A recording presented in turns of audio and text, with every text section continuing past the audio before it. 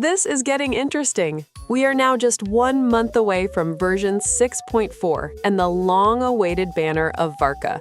And the last couple of days have been completely stacked with version 6.3 updates and kit reveals. So it's finally time to sit down and talk about which characters and team compositions are going to define the new meta. Let's start with the upcoming characters.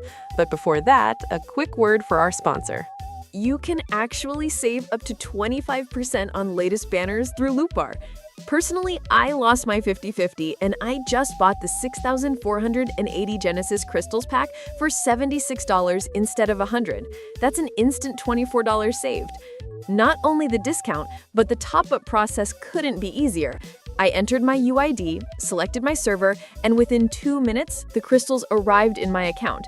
Plus, the double bonus for first-time purchases has been refreshed with the anniversary, so you can take advantage of that too. With over 100,000 satisfied users with 5-star rating, it's really my go-to choice for both personal top-ups. And here's a bonus. New users get an extra 10% discount, while returning users can save up to 5%. You can find the link in the description below or in pinned comments, so don't miss out. As we already know, Varka's full kit is out and his banner is coming in version 6.4, followed shortly by Nicole, who is also speculated to be his best-in-slot support. On top of that, we're also expecting major reruns, including Skirk, Esafir, Mavika, and Citlali across the following patches.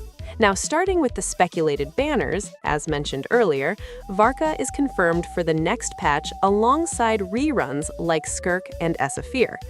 Then, versions 6.5 and 6.6 are expected to bring us Lana and Nicole as limited characters, alongside a new character in the form of Lohen, who was originally marketed as standard banner character, but now is looking to be a limited unit. We will talk about him later part of the video, and later down the line, we are expected to get Sandrone, who is shaping up to be the second most anticipated unit after Columbina. Now, looking at Varka specifically, his current damage numbers are not that impressive, especially when you compare him to other Lunar DPS characters. And honestly, that makes sense. Early leaks suggested that he might be added to the standard banner, and while that seems to have changed, his kit still reflects that early design direction. That said, do not be surprised if he receives massive buffs in the upcoming weeks. His popularity is already extremely high, and with animations like these, there is no way Hoyoverse is going to waste this much potential. On top of that, Varka is also expected to get his best team in the future with Nicole, which could massively increase his long-term value. Right now, Nicole is speculated to be a pyro support, especially for mono-pyro teams, which perfectly matches Varka's needs. You will almost always want to run him with double pyro, and we all know how much one good support can completely change everything. So if you are planning to pull Varka, don't get discouraged. He will be strong, especially considering the massive fan base he has already built. Now, coming back to the topic, apart from Varka and Nicole, it is very clear that Genshin is currently focusing on 2 major archetypes. The first one is Lunar teams centered around Ascendant Gleam, and the second one is Hexenzirkel teams, which are designed to revive and buffer characters. Lunar teams are completely new and heavily focused on upcoming characters.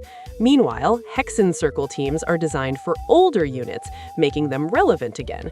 And with characters like Durin, Varka, and recent kit changes, this system not only buffed the Hexenzirkel group, but also made characters powerful. This approach has received a very positive response from the community, and according to recent leaks, Hoyoverse plans to continue this trend next with Liyue characters, and then in Inazuma. Some of the names currently being listed for future buffs include Hu Tao, Baizu, Ganyu, Shenhe, Si Yanwen, and Yanfei. I won't go too deep into this because these are still extremely early leaks and can change completely, but what this does confirm is that Hoyoverse is committed to buffing older units alongside introducing new mechanics. Now, speaking of new mechanics, one of the next big faces is Lana. She is described as a pink-haired life sciences advisor for the Adventurers Guild with a strong aversion to robots. She is possibly a Fae-type character. She is expected to be a 5-star unit specializing in HP fluctuation support and is linked to Sumeru and Sineja lore. Some fans even speculate that she might be inspired by Sneguruchka based on her design, especially the elf-like ears. She is also speculated to be a cryo support, potentially designed for superconduct teams. Basically, she could become the Esafir of superconduct, and if that turns out to be true, she will be an extremely valuable unit. As mentioned earlier, she could be paired with Sandrone, who is expected to be an electro support, potentially designed for superconduct teams, forming the next Skirk Esafir-style duo. So definitely keep an eye on these characters if you're planning to build the next big meta team. As I said before, Hoyoverse is following a very clear pattern right now, introducing an entirely new system while simultaneously buffing older units. Because of that, we can expect even more character buffs in the future. Varka himself is going to be a great investment for players who want to bring their older Mondstadt characters back into relevance. Even older top-tier supports like Farina, Yelan, Kazuha, Venti, and Feruzan, who have somewhat fallen off after Nodcry, can potentially return to the meta. So for veteran players, Varka is a very strong option if you want an on-field DPS who can actually use your older supports and make them relevant again. Before we make this video, we also got some new updates about Lohen. It now seems like Hoyoverse is planning to make him a limited character instead of a standard one. He is also rumored to be a pole arm support, which is very interesting, and if that's true, it could also mean that Varka might still end up being a standard unit.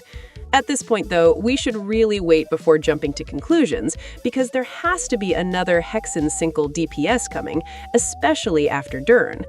Now that we've covered the characters, let's talk about the new teams that are likely forming in the future. The first big team is going to be Varka with Nicole, paired with Durin and Venti. The second major team is expected to revolve around Lana and Sandrone, or possibly Lohen if he does not end up as a standard unit. This also suggests that Nodcry DPS teams are still going to remain at the very top of the meta, alongside Mavica Milt teams.